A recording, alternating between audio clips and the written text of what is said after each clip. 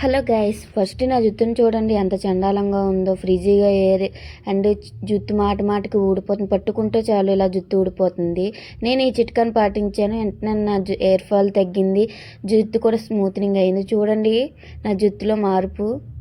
అది తడితలు కాదు, మీకు అలా కనిపించవచ్చు, కానీ అది కాదు. నేను ఏం చేశానంటే అలసంద గింజలు, అంటే నాకు ఇంగ్లీష్లో పేరు పలకడం రావట్లేదు, అందుకే నేను తెలుగులో చెప్తున్నాను. అది వాటర్లో బాగా మరగబెట్టుకొని ఒక 15 మినిట్స్ అలా ఉంచేయాలి. చల్లారిన తర్వాత అందులో విటమిన్ ఈ క్యాప్సిల్ వేసి జుట్టుకి ఒక అరగంట సేపు అలా ఉంచండి.